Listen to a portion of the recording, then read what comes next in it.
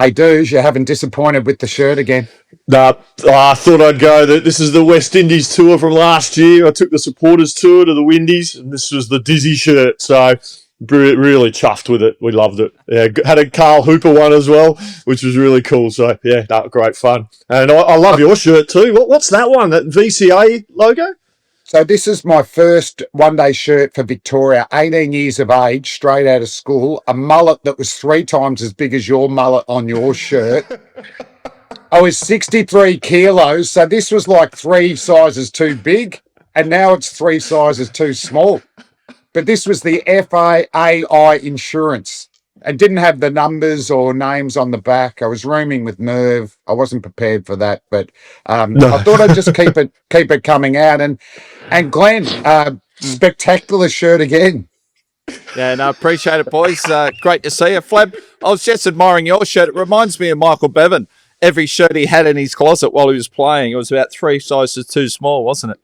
But looking sharp. But no, I've always been a massive fan of Richie Benaud.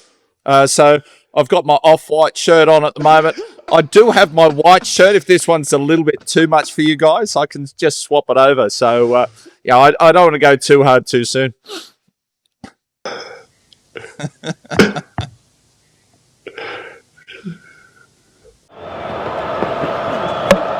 Got him!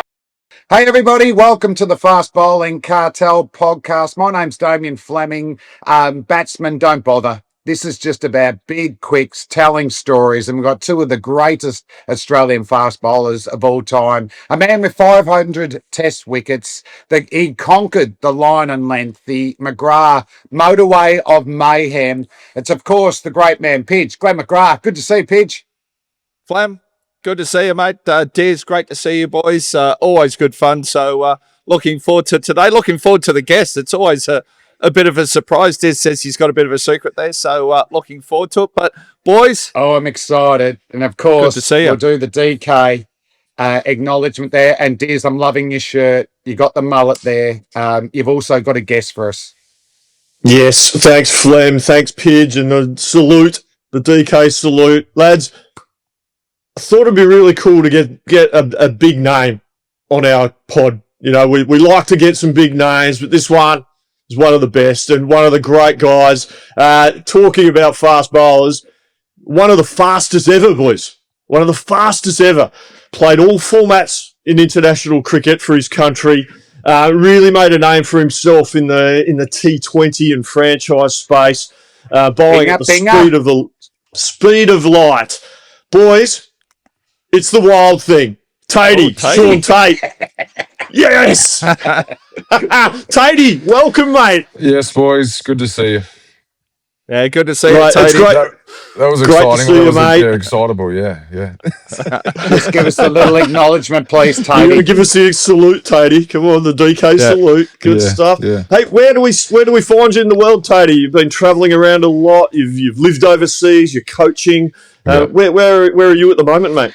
I'm at home. I'm in the Adelaide Hills. We my family and I, we were in London for 5 years with my wife's work. So we moved back home a couple of months ago. So I'm up here in the beautiful Adelaide Hills. Yeah.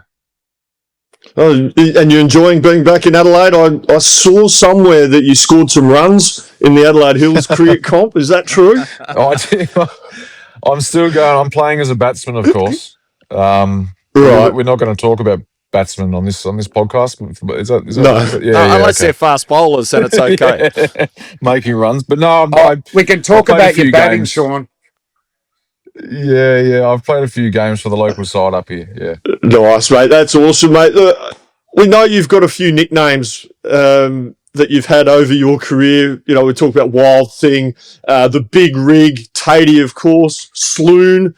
Do you want to share a couple of those, where you got a couple of those nicknames from? And because I think people probably wouldn't know where they originated. Well, I think the Sloon one it's a bit of a strange one. It's not a funny one or anything, but I think it was just a weird. It was weird how it came about. My first tour to Sri Lanka, you were there, Diz, and I was checking in the hotel when I got there, and they had my name, and they were like, "Is it Mr. Sloon? Is it Mr. Sloon?" I said, "No, it's Shaun. It's Shaun Tait. It's not Sloon." And No, it's we got you here as Sloan, and I said, can I have a look at that? And they sort of spun the computer screen around. It actually had SLOON Tate, and I think Brutus, I think Steve Bernard or someone was with me at the time, and they saw it, and they were witnessing this going on, and it sort of took 10 minutes to sort out. And then someone told Dizzy told everyone, or whatever it was. And next minute, every time I'm running out the drinks to you guys on the field, the sort of the Aussie crowd were like Sloon, and then Warney, and then obviously Warney ran with it as well. So as soon as Warney runs with it, everyone runs with it, and it's sort of, so it's a bit of a strange nickname, but that's how it happened. My first tour with the Aussies, yeah, yep. And the big rig, who gave you that one? I think that was just guys, my old coaches at the Saka, Greg Quinny. I think he sort of turning like a big rig in the field type thing, because I was so good in the field, as you know, just turning around like a big rig, turning around to pick the ball up in the field. Yeah. And what about Wild Thing? Was that self-proclaimed?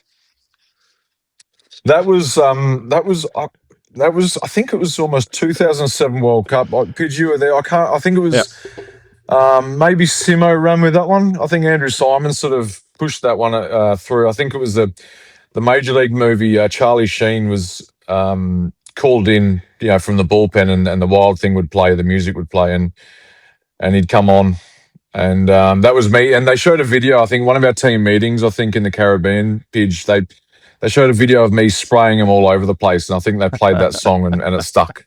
Yeah. Yeah. Yeah, no, that was that tour was massive. What's your memories of it? Because you played a massive part in that, and you must have enjoyed that tournament. Yeah, I did. That was obviously for my fairly short career with the Australian side. I think it was I think it was a turning point for me as a cricketer. Definitely, I think, and you get a bit of luck along the way. I think Binger got injured. And it sort of gave me an opportunity to come in as a strike bowler. And I think if you look at that bowling attack, I think it was a perfectly well balanced bowling attack. You had yourself, obviously, what you did, and then you had Bracken, the left armour. You had Hogg, the spinner, who did a great job, and then myself, the sort of tearaway, I guess. So I think I remember it just being a great balanced bowling attack, and it just worked. But just a great time for me. It was obviously at the end of your career, but for me, it was towards the start. And I think off the field, on the field, the whole thing just matched up well for me, certainly. Yeah. Flem, you were there doing the media stuff. I remember bumping into you a few times on the odd in the PM.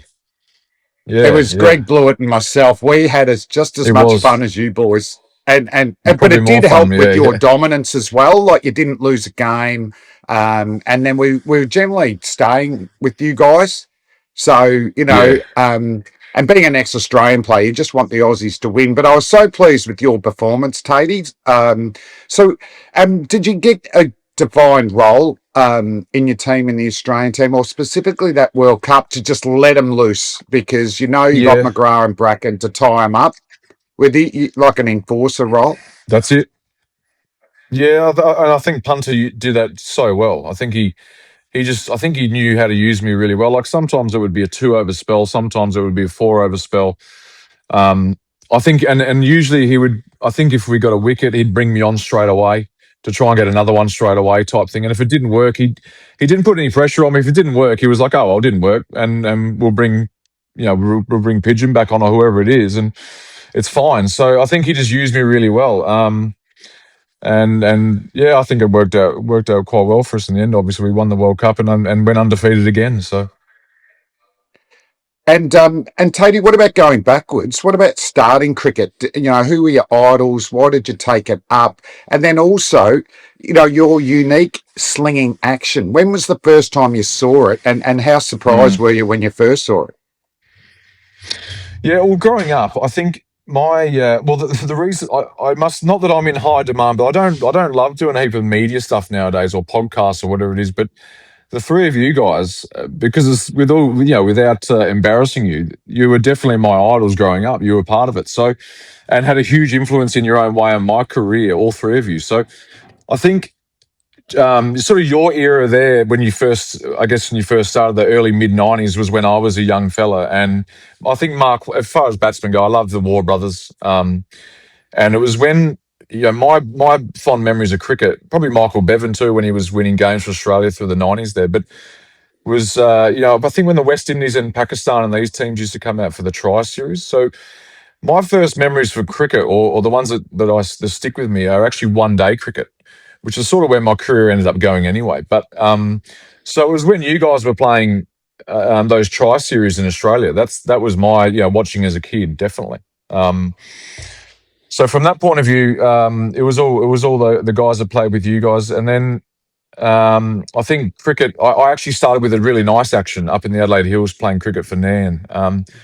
Little outswingers. I had quite a nice action, and then I think as I got a bit older and got a bit stronger, and I felt like I could bowl with a bit of pace. I just saw an opportunity, I think, and I went, well, I can sort of go either way here. I can stick with the action upright and swing them away and hit a length, or there is an opportunity here to maybe push myself and just be an out and out fast bowler. And obviously, I went with that, and it costs. I sit here today a bit banged up, and as we all probably are, fast bowlers, and a bit sore and all that stuff. But I don't think I regret it, to be honest. I don't think I regret it. No. Yeah. Very good. And how is the body?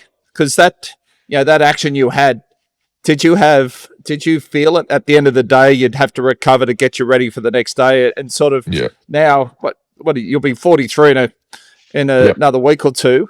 You're still playing cricket, so how is the body now? I think the last 2 years, it's hit me. I think in my, like you said, I'm 43 next week or whatever it is. I think, I sort of got to 40, 41. I started going, hang on, this stuff's not going away anymore. It's sort of, I retired at 30, just shy of my 34th birthday, I think. And my body was really actually quite good for 5 years after that. And I was like, I've done all right here, but it's now caught up with me actually. And I've got like stuff that just won't go away from my bowling side of my body or whatever it might be. I try and keep. I do quite enough fitness. I try and keep fairly healthy and active and all that stuff. So it's not too bad, but it's definitely come back to bite me now. Yeah. And Tatey, just touching on the injuries, I know you had a lot of trouble with your elbow for a period of time, and that even kept you out of the game for a little while. Was that all just purely the injury, or did that really affect you mentally in terms of being able to get up and about for games? Do you want to explain that a little bit? Well, that elbow, that elbow was sort of 2007, actually. It started giving me huge, it might have been late 2006, I remember. It started giving me huge problems, and like we all have our thing, or we all have our thing that's really and mine was my elbow for sure. And I think I probably, for 10 years of my career after that, until I retired, it just didn't get any better. And I had 3 surgeries on it. And it just kept me out of 4-day cricket, to be honest. I couldn't, it was very difficult to come back for a second, third, fourth spell or whatever it might have been. And it just got worse over time, I suppose, and couldn't get better. So I think right at the end, I was playing for the Hurricanes, and it was like another surgery or retirement. And I was like, that'll probably do now. But yeah, that was a big one for me, Dizzy. I think, and trying to remember now about 2008 when I took a break from cricket for a bit there, and it's all a bit of a blur, to be honest. But a lot of it was probably physical, just trying to always stay on the park, I guess, and all the stuff that went with that. I guess I just grew tired of it, and it's hard to remember the details of it all. But I think it did have an impact mentally for sure. But at the same time, I look back now at the same time, it is what it is. That's sport, isn't it? You get hurt, So yeah.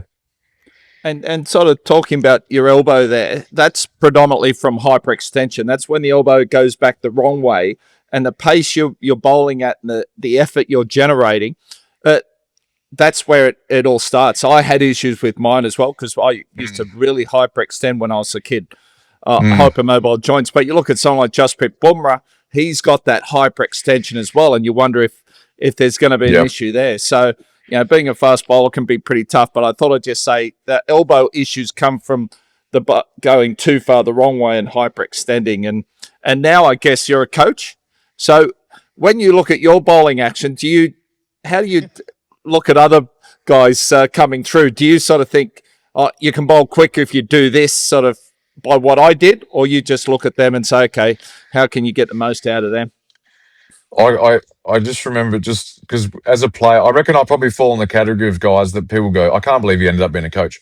But I think Boof, Boof, I remember being in a bar, I mean, years ago, I think it was during IPL. Boof was coaching and I was playing in the IPL. And I caught up with Boof in one of the hotel bars or something. And he said, and I said, I think I'm going to go into coaching. And he was like, you coaching? Are you kidding me? Are you? Hey, what are you going to tell anyone? So, he's probably right. But anyway, I try and look at just the individual, I reckon, more than, I guess you look at your own career a little bit and give a little bit of advice of what might have worked for you. But most of the time I look at the individual because I know myself, I was let go enough to bowl the way I wanted to bowl. And I think that was important for me. So I look at the guys now and go, well, if I'm coaching someone that's bowling 132 on average and he does different things, it's very difficult for me to sit there and go, well, I think you should do this and try and bowl a bit faster and rah, rah, rah. So, but what I guess I guess you can give to these guys is recovery stuff and you know what, the funny, and most of the stuff I learned from you guys, to be honest, is a lot of the stuff I pass on now as a coach is what I learned when I was in the Australian squad from the age of 21 to say 25, the first part. I just learned so much from you guys actually in that time. Whether it was little training methods that are so simple or whatever, I still pass that stuff on now. And I think with the being an Australian and playing in successful Australian teams, we're all reaping the rewards now with coaching because people want Australians that played in that era to come and coach them. Yeah. Yeah, definitely keeps your currency up. Hey, Tatey, you're one of the few fast bowlers to be clocked at over 160 kilometres an hour. Was it a goal of yours to be part of that elite club? And then one specific moment, I don't know if it was the first time you got clocked for 160, but remember that T20 game at the MCG, 80,000 people. I think your first ball was about 156, and Brad Haddon, the keeper, walks back a couple of steps. I think Cameron White was in the slips. You could see them all grinning. And I've never experienced before as a commentator, the whole crowd was willing you to hit 160, and you hit it about third or fourth ball. Can you talk us about the emotions? Is that a highlight? Because I've never experienced a crowd barracking for a bowler to hit 160 before. Well, I think, I actually clocked. Funny that I clocked in my second ODI at the MCG. I clocked 160, but no one knew, no one noticed it. I did, of course, but no one else. So that was at the MCG. I was actually bowling from memory. I was bowling into the wind as well. Binger had the wind at the other end, but I think I don't think it was a goal, to be honest. I didn't sit there and go, I want to bowl the fastest ball or anything like that, But certainly that evening you talk about, I obviously was in the moment and I knew I had one over to have a crack at hitting 160. I just had one over, and after that there was no way I was going to be able to come back and do it. So I think the ball I hit 160, I actually hit the ground. I fell over. So look, I think if I look back now, I mean that's the one thing that my career was completely based on, and what people would know my career for is that. And I was never going to play 50 test matches. It would have been wonderful. I was never going to play 200 ODIs, but I guess I'll be known for that, Flemmo. So you got to embrace it, mate. That's what it is. Yeah. Exactly, Tatey. And you've got to find what works for you and what's going to set you apart from, say, other bowlers and your sheer pace. But the other thing was where you release the ball from. Because you're quite tall, as a batsman, you think there's going to be a lot more bounce, but it sort of skidded on a lot more than what I think a lot of batsmen realised. And that was very unique and deceptive. And one ball that really stands out was you're bowling South Africa to AB de Villiers. Do you remember that one where it just skidded onto him? And someone of that class had no answers. He, I think you got a fair bit of hip bone or something. He went down. So those things, that game, what's your memories of that one? That was... I think that was that period of time, that the game Flemmo's talking about, the game you mentioned, there was probably a 18-month period there where I think I was at my peak of pace. And I think I was hitting in the 150s quite regularly, and obviously being white ball only, it helped. But that was in that period of time as well. And I remember hitting AB, and I there was a T20 and an ODI series against South Africa, and I also hit Mark Boucher on the foot and broke his foot. And I was in Adelaide after one of the games. We were having a few drinks at a bar, and Boucher and AB came to me with a tray of shots, a tray of drinks, and they said, "This is on us, mate. Thanks for the holiday." And they were both sort of limping around. They were both sort of limping around the bar type thing. Yeah, so I do remember that. I do remember that. But I think entertainment was probably at that stage. T20s, started to become really popular, and it is about entertainment. And I guess I embraced that as well. Yeah. And I guess just going on from that, I remember I only faced you once in the nets. And let me tell you, it did nothing for my confidence whatsoever. But that was on the Ashes tour in 05. What's your memories of that sort of? How do you view your sort of Test cricket? Was it something you aspired to, or you more focused on the shorter version? Oh yeah, I mean, if I look at it like now, if I'm at home, I only want to watch Test cricket. I actually struggle, although I'm coaching in it all the time. I actually struggle a little bit to watch all the Big Bash stuff or the T20 stuff. As soon as Test cricket's on, I watch it the whole time. So my career was the other way. I enjoyed playing ODI cricket and I enjoyed playing 2020 cricket. And I must say, towards the end, I did stop enjoying the 4-day stuff because it was killing me so much. But I still love watching the Test cricket. But that 05 Ashes, just to be part of that as a young fella was incredible. And to have a chance to play a couple of Test matches towards the end of the series. It was an unforgettable series, and people always, as you guys will know, people still talk about it now, that series. So I think, if I look back now at the age of nearly 43, the guys I played with, the guys in those squads and stuff, the impact they had on me as a young cricketer without trying was just huge. That's including Haydos and Ponting and Langer and all these great batters. So I think the influence that everyone had on me, because I was so young compared to most of the others in the squad, was, and obviously Warnie as well, was just huge. Yeah. Just on that series, Warnie's performances on the field, probably off the field as well, were unbelievable, weren't they? Hey, what was better? One game he took. I think one game he took. I think he might have led us, or closely led us to victory. I think it might have been my first Test at Trent Bridge. I think he'd had an hour's sleep the night before and took 7 for the next day or something. It was Yeah, just great memories of the great man. Hey, Tatey, it is the fast bowling cartel, but we like talking about our batting. Your highest Test score was 8. Can you talk us through it? We've got an hour or so. Where were you hitting them? Mate, I remember, I remember going across the other side. I was facing Stephen Harm, and to be fair, Stephen Harmison and Freddie Flintoff and Jones were bowling rapid at that time, and I'm 22 years of age, can't hold a bat, and just ducking for cover against Harmison, and then finally I was like, I don't know what to do. I don't know what to do here. And I just went across the wicket and tried to play remember that ramp I tried to play, and oh yeah, and I got clean bowled in a Test match as well, and I don't know what I was doing, to be honest. Well, you took LBW out of the equation. You couldn't get LBW there, Tatey.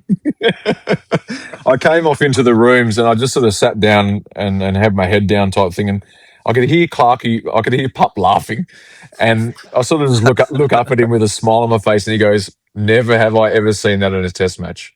And I was so embarrassed. But anyway, what do you do? Yeah, thanks for that, Pup. Yeah. It's actually on that. My brother was in years ago. My brother was in a pub in the Adelaide Hills, and the footage of that shot came on the. He was in there just grabbing something quickly, like a takeaway. I don't know what it was anyway. And there's a couple of old guys in the bar, and they were the only two in the bar, and it came on, and that shot was played as my brother was ordering something, and he sort of looks over, and the two old guys in the bar, they go, "Geez, that Tate's a soft cock."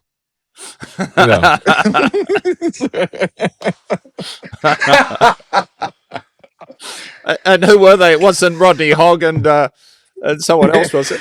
Yeah, it would have been a couple of ex-players, yeah. Yeah, it's a good time. Yeah. Tatey, you mentioned that you've moved back from London with your wife and daughter. I suppose talk about Mashoom. Did you meet her in the IPL? She's obviously Indian. Did you meet her over there? I did. It was the first. It was such a honestly, it was a great time. For me, those moments. So the '05 Ashes, getting a baggy green. Then it was the World Cup in '07, and then to be honest, it was my first year of IPL, and Warnie was in charge of the Royals. And I just remember being so this new thing that it was happening, and I didn't. A couple of things happened the first 2 years, and I couldn't play or whatever it was. I was injured or whatever it might have been. So 2010 was my first year, and I turned up in Mumbai. We played a game against the Mumbai Indians, and that night nearly every night after a game, they had like fashion shows and an after party type thing. And Mushroom was back then. She was on the catwalk. She was a model, and we sort of just mingled afterwards. And I got to know over the course of that IPL, just sort of got to know each other, and it was actually quite a good story in the end how it all panned out. And I sort of spent quite a bit of time in Mumbai after that. I sort of lived there on and off for a few years, and still go back there now. And it's actually become a bit of a second home, Mumbai, for me. I think I like it more than my wife. Actually, she's keen to stay in Australia, but I quite like India. I quite like India. Yeah. Do you like that hustle and bustle compared to the Adelaide Hills? Yeah, it's a bit faster than the Adelaide Hills. Yeah, just a little bit. Yeah. Yeah, I spent a bit of time in India, and I think my wife Sarah reckons she could live there. She loves the chaos, where I think, as a cricketer, it gets a bit tougher. But so you spent a bit of time in India. I see you've become an overseas citizen of India as well. That's obviously because of through marriage. Yeah. That is. It is. I haven't been. Last couple of years, I haven't been to India as much. But we lived in London, and then now we've moved back here. So haven't been there as much. But I've always enjoyed. I've got a lot of friends in India as well from my wife's friendship group, and I'm really close with her mum and her sister, and it's actually become it's become a very big part of my life, to be honest. I think the subcontinent in general, as all of us, we all spend so much time there. But I've been with Pakistan, I'm now with Bangladesh, and just spending a lot of time in India. So it is a big, whether you like it or not, or whatever, it does become a big part of your life. Yeah. Do you like a bit of spice in your food? Oh, I'm as I get older now, I sort of go away from. I've gone back a bit traditional and a bit bland, and just what I used to grow up eating, to be honest. So, yeah, every now and then, yeah.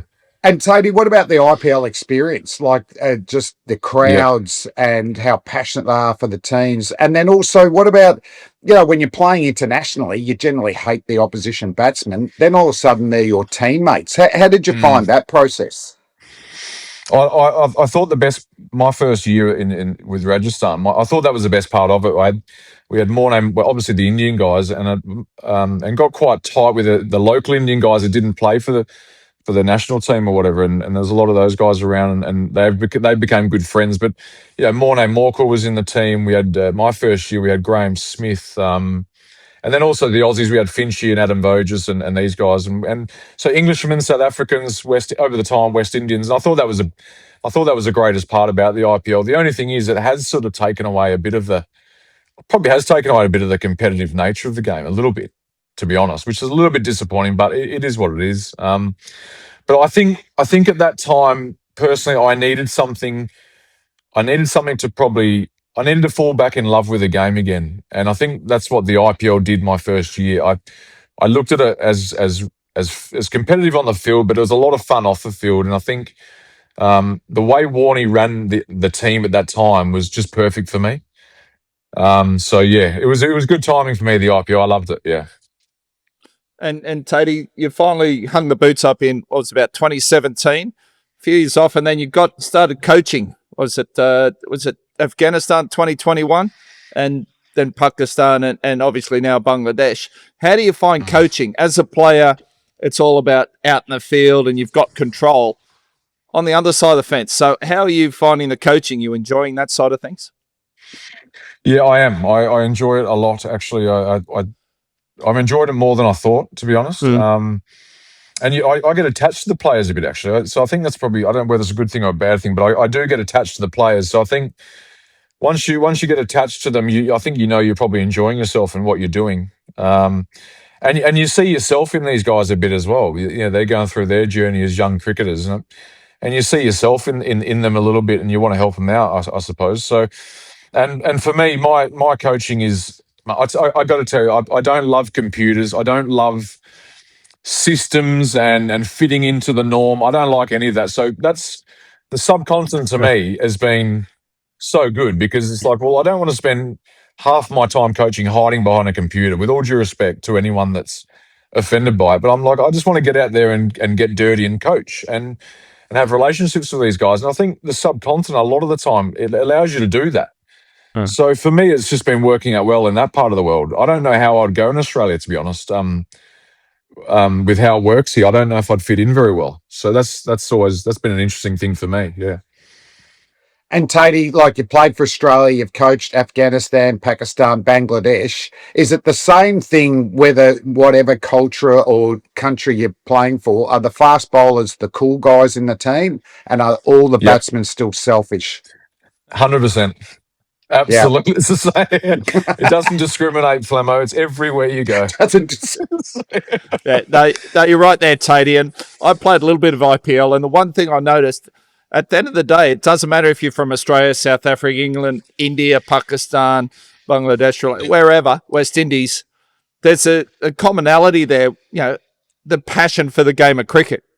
And I think the IPL showed that to me. And I guess with you coaching young Bangladeshis or young Aussies, really it's not that much different, is it?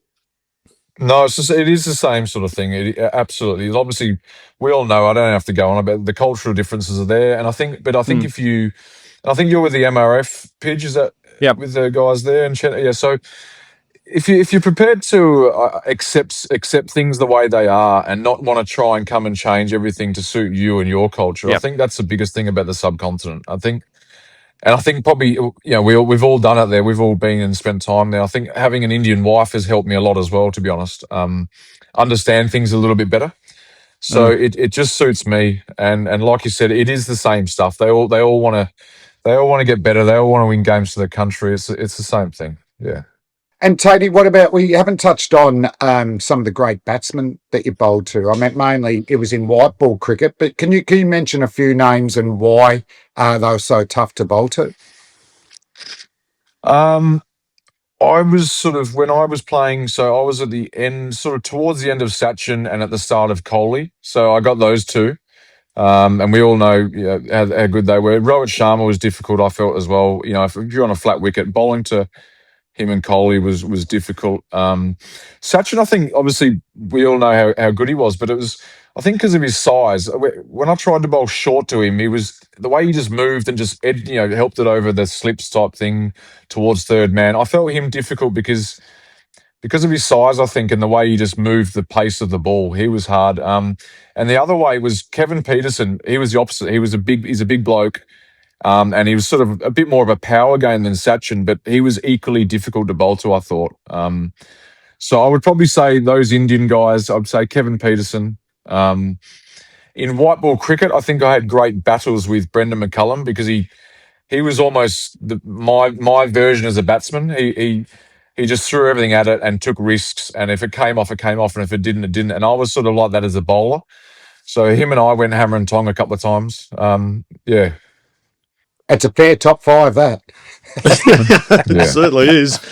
Well, I think, to be honest, in Australia, I mean, if you're talking first class cricket or whatever, the guys, obviously we had our great players that were playing with Australia, but Matthew Elliott, Brad Hodge, some of those guys that were playing state cricket, your Victorian mates, Flem, they were as good as anybody in the world. Those guys, And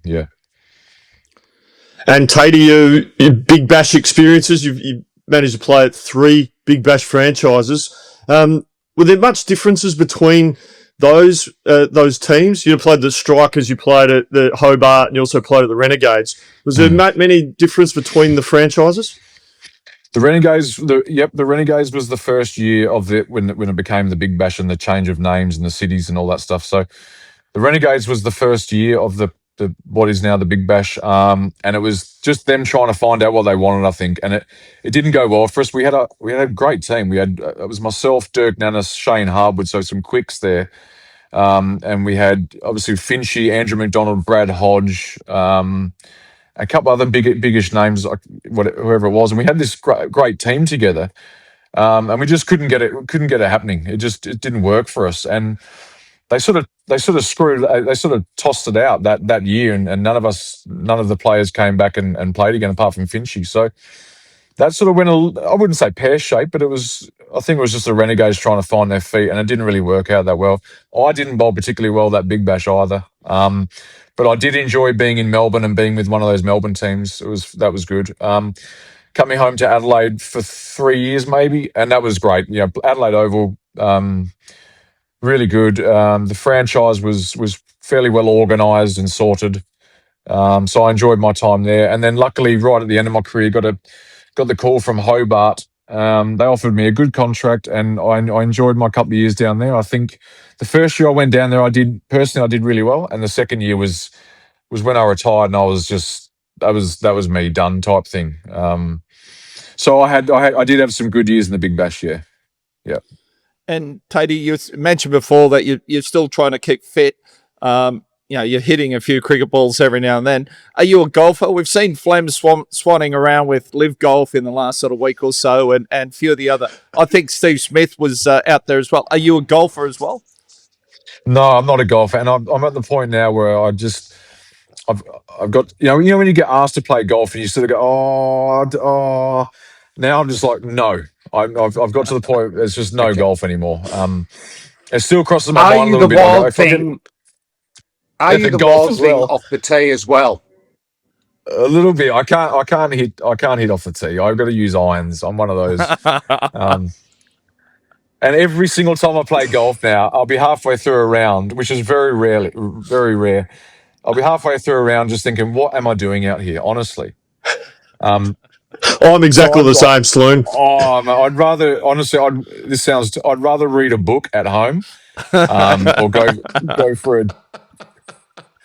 for a jog, or do something else constructive. Yeah. Yeah, I think it's me and Pidge with the golf days now. But now, Tatey, Shaun, we need a public apology. I need a public apology from you, and I need to apologise to you publicly. First up, my illustrious career in South Australian cricket. My first game was for the Mighty Browns, the Kensington Cricket Club. We're playing against Sturt. I walk out to bat. First ball I face in Adelaide District Cricket, a young fella beams me. And that young fella was frigging you. You beamed me first ball, mate. Yeah, because mate, you had the spot I was looking for in the state team, so I was like, I gotta get. Hey boys, I don't know if you ever got beamed, but it's that scary motion where you just put the bat up and you're hoping it hits bat and not ribs, and then luckily it hit my bat, and all I remember going, mate, what the fuck was that? You did say that, didn't you? You actually did say that. I remember. Yeah, I did. I was my eyes were spinning a bit, but you did apologise. And I'm sitting there going, I've just nearly killed Damien Fleming. And in the media, right, you were coming over to play for us, so it was a big thing. It was a big deal, and it was like Damien Fleming's here, and I've just nearly killed him in his first game. Yeah. So, have you ever bowled a beamer? It was fast. Just the one. Who was that too? I don't have his shirt here, do I? Well, it was a McGrath. Oh, no. I beamed Wazzy, and then after that, I didn't face him for 4 years, and if I faced 20 balls from him for the rest of my career, 18 were bouncers. He didn't forget. He just wanted to kill me, memories. Yeah. No, I must say, I've only... sorry, Flem, on that. I've only ever bowled one beamer, and I've only ever faced one beamer. So, I'm not sure. What were they again? I'm not a big fan. I beamed Mark Rappercash, hit him on the top bar of the grill between his eyes, so not a bad one. And then when I was facing Brad McNamara, Buzzard sort of, he had a bit of a kink in his arm when he bowled a a short ball, they said. But yeah, it's a grade semi-final, and he beat me, hit me in the side of the head. But we needed 1 run to tie, 2 to win, and at no ball, 2 runs, we went into the final. And Brad McNamara, who was booked to go to Hawaii the next weekend, didn't have to turn up to the final. So, yeah, a little bit of conjecture on whether it was meant. Stuart McGill still says it was intentional, but yeah, I copped a beamer to the side of the head. So, yeah, I don't recommend it. Wow. What about you, Diz? Did you bowl one or cop one? No, I don't ever remember facing a beamer. The only time you can't really argue it's a beamer. It was a one-day game at Adelaide Oval, and there was a bit of dew about, and I tried to bowl a slower ball, and it just slipped out, and it went about 8 foot over the bowler's batter's head, and then one bounced to the wicket. And Steve Buckner, the umpire, is looking at me with a threatening tone, saying I bowled a beamer. I'm going, mate, it's looped over his head. It's a big loopy off spinner. It's just gone miles, now 10 foot over the batter's head. So that's the closest I ever got to bowling a beamer. I love it. I love how you blokes can remember. I love how you blokes can remember the beamers. I'm sitting here going, how long have you got in your podcast? I'll go through mine, should I? You got a couple there, Dizzy, Tate? Dizzy, do you remember, Dizzy, when you were coaching the Midwest Rhinos in Zimbabwe, and I came and played for you, and I got beamed out in one of the games? As in, I do remember that. You know, the big thing I remember from that, so I was coaching a team in Zimbabwe, the Midwest Rhinos, and I got Tatey over to be our overseas pro. But the thing I remember the most, and your elbow was really playing up at that time, and I remember we were training one day, and you were bowling, and you're walking back to your mark, and you basically had a tear running down your cheek, and I'm going, Tatey, you all right? He goes, yeah, just my elbow's just in agony, but just a couple more balls, I should be all right. I'm just thinking, I'm injuring this lad. So yeah, it was, but that really stood out to me. But yeah, you did, beamed out of a game. I remember that. So how many beamers all up, you reckon, in your career, Tatey? I don't know. It wasn't that. It actually probably wasn't that many. But I did bowl one over the top. I reckon Shane Dietz was for South Australia. Shane Dietz was at short leg, and I bowled one over the top of his head at short leg. So, yeah. I heard about that one. But the way you swung it, Tatey, that could have still hit leg stump, the way how much you used to swing the ball. But yeah, that's what I was going for. Sorry, just to finish our apology. I need to apologise to you publicly, because when you were playing for the Adelaide Strikers, you got man of the match. I was interviewing you. I said, well done, Tatey. You've put the hand out for the handshake, and I've fresh aired you, right? Never forget on public TV. And I didn't know till I got off. Callum Ferguson and all the boys were just pissing themselves, going, you just fresh aired Tatey like that. So I do apologise. It was one of the great smokeouts I've ever seen. It was intentional. Was it intentional? Well, I just think it was poor etiquette from you, Tatey, because I had the microphone in my right hand. You put out your right hand. I couldn't. So I actually think you, a bit of the lay of the fault lays with you. No worries. That's not really an apology, that is it? No. And someone took a screenshot, Tatey. Remember was it Fergie sent it to us? And you've got this big smile on your face, handshake, and I'm already turning to the camera. Yeah, it was good. No, I didn't get many messages that night from people I knew saying, how'd you go with Flemmo at the press conference there? So it was, that was. I remember that was against the Sydney Thunder at that stadium out west there. That was. I'll never forget that. And every time I watch the Big Bash now, and I'm watching interviews after the game, it haunts me. It haunts me. That's the end of the apologies, boys. Thanks, thanks, Flem. Yeah, maybe that should be give me a spell, Diz, on Flem's apology. Yeah, because that was the biggest non-apology I've ever heard. Rubbish. Absolute nonsense, that Flem. Mate, I had the microphone in my right hand. I couldn't physically shake it. It was poor technique. Flem, do you realise Tatey's our guest on the pod? Yeah, and we want to Muppet. get him back, don't we? Sorry, mate. Yeah, we'd like to have him Sorry, back at some mate. point, but you're doing everything in your power to sabotage that. No, very good. And Tatey, so what's next for you, mate?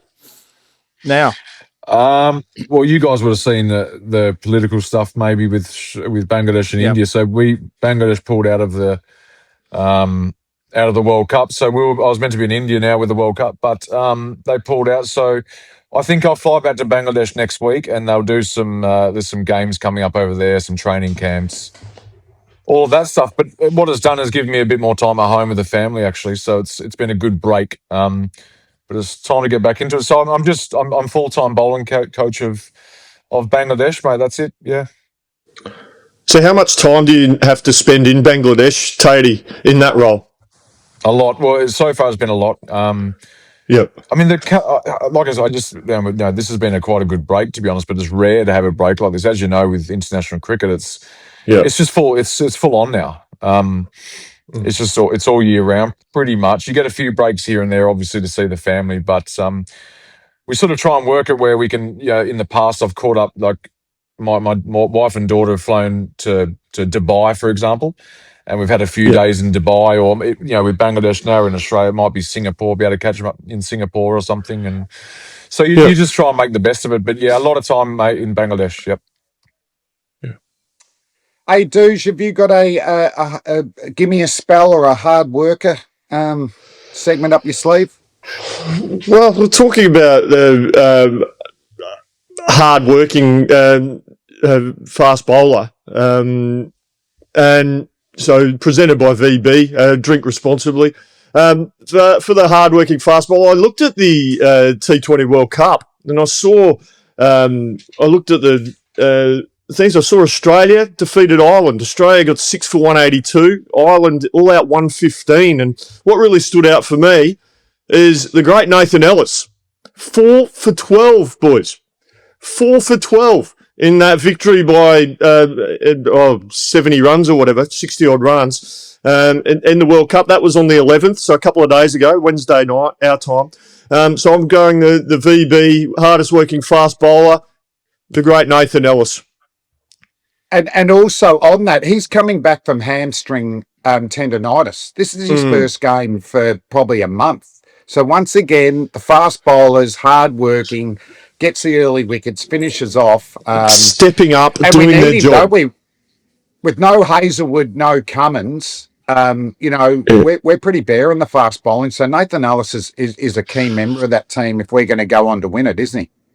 Yeah, it certainly is. And I think what we saw in that match on Wednesday against Ireland, I mean, they only had the two frontline seamers in Xavier Bartlett, Nathan Ellis. You had obviously Marcus Stoinis able to bowl some overs, but it was a very spin-heavy attack that Australia employed. And I suspect at this World Cup, and I mean, Tatey, you might be able to answer this from a Bangladesh perspective if you guys were there. It just seems that a lot of the teams are going very spin-friendly at the moment, or spin-heavy. Would that have been the plan for your team, Bangladesh, in the tournament, Tatey? I dare say it would have been. And I think, the sad thing, I'm not going to go on about the Bangladesh stuff all the time, but the sad thing about it is I look at it now going, well, England have been beaten by the West Indies. They nearly got beaten by Nepal. Obviously, they're struggling with it. I've not seen the games. They're struggling with a bit of spin. We actually might have gone all right. So we were meant to be in the group with the West Indies and England. So I look at it now going, this would have been a good, for Bangladesh, this would have been a good World Cup to be a part of, to be honest. Yeah. Yeah, so Aussies have started well. They've got a win. They're coming up against Zimbabwe next later today, 13th. So who's your money on, or who are you supporting? Being an old Zimbabwean coach. No, look, it's always Australia, but look, I've always had a soft spot for Zimbabwe. Lived in Zimbabwe for a period of time. Coached the Midwest Rhinos there. And got really good memories of Zimbabwe. It's a beautiful country. Really enjoyed living there and getting to know people there. Got a lot of friends there. So I've always got a soft spot for Zimbabwe. But look, at the end of the day, boys, we're Aussies, mate. So we go for Australia. But certainly see that. I mean, just looking at a couple of the other results. I mean, last night, Sri Lanka defeated Oman. India beat Namibia.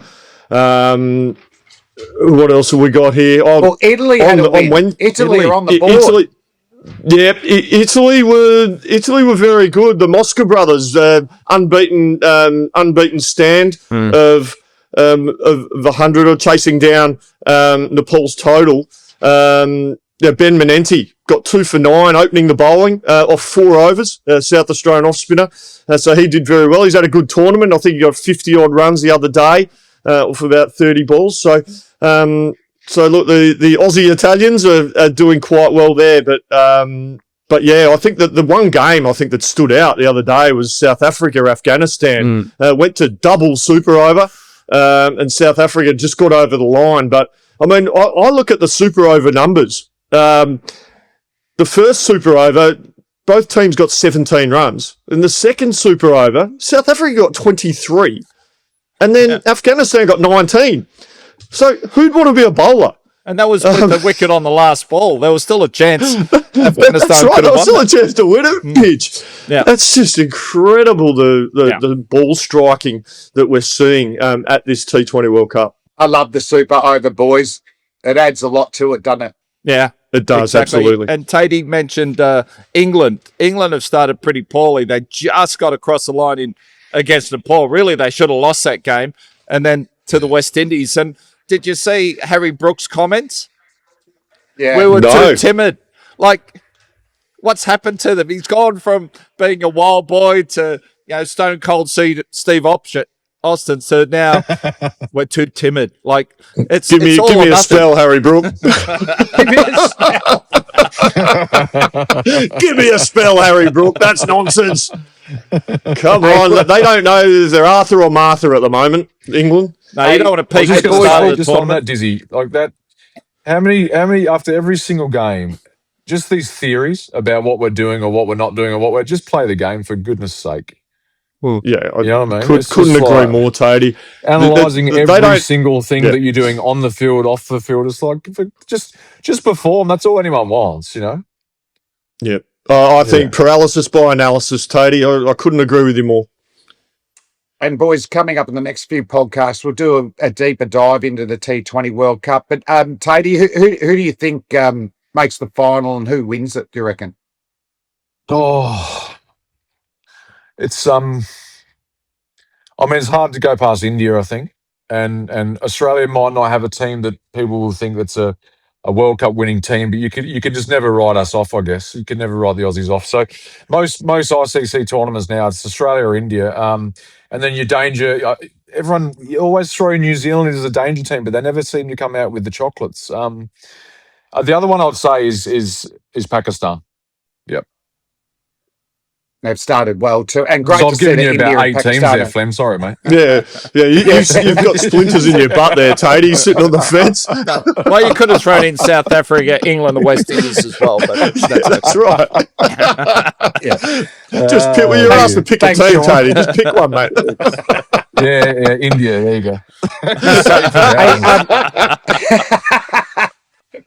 Okay, last question for me, Tatey, is you bowled 160 kilometres an hour around your time with Shoaib Akhtar, Brett Lee. The question for me is why haven't we got more bowlers bowling 160 kilometres an hour with all the new research and the working, the bowling workloads and all that? Where's all the pace?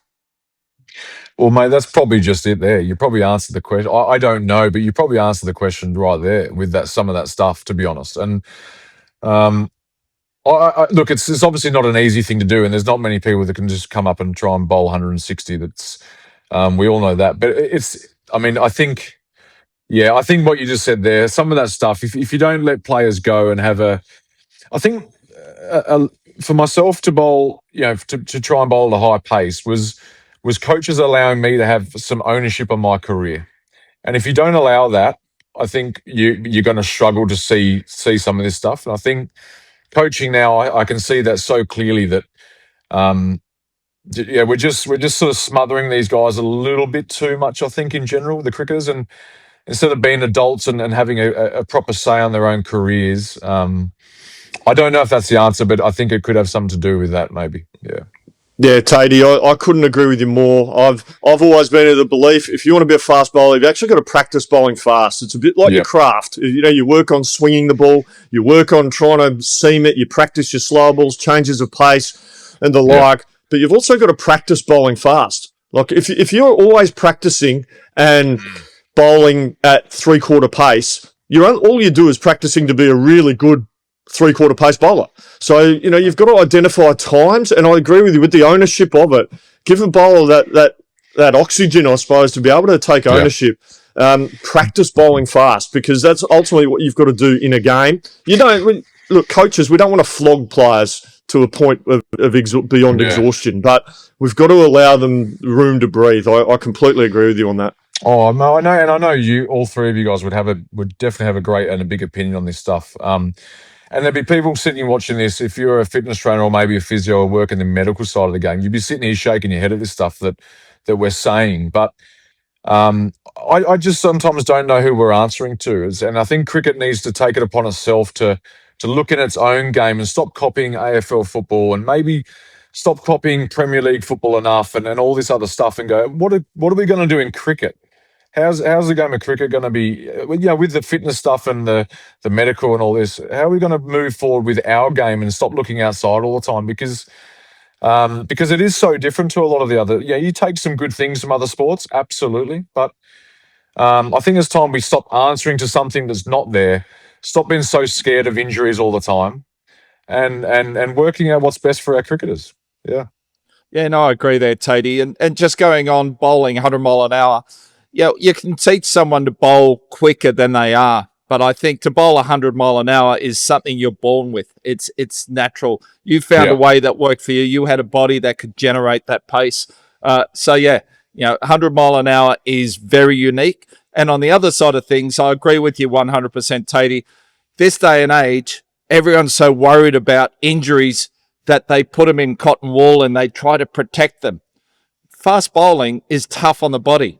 And the reason you get injured is because your body's not strong enough. So instead of, lowering the workloads, mollycoddling them, just protecting them, how about we strengthen our bodies and make them to the extent where they're stronger than the forces of bowling, and then we'll have less injuries rather than go the other way. So agree 100% with you there, Tatey. Yeah. Yeah, I like it, boys. Okay, that's stumps for this podcast. A long-time listener of the Fast Bowling Cartel. It is the wild thing, Shaun Tait. Tatey, thanks so much for joining us here. Your uniqueness in action. I remember in the backyard, my son Braden, he was mimicking your action and all that. It was one of the beauties, and to be one of the few fast bowlers to bowl 160 kilometres an hour, mate. I hope you look back on your career fondly, and good luck with your coaching career there. Yep. And we want to finish with the DK. Brilliant, Tatey. Good on you, Tatey. Good to have you, mate. Boys, Great to have you on, thanks for having mate. me on. Thank you very much. Brilliant.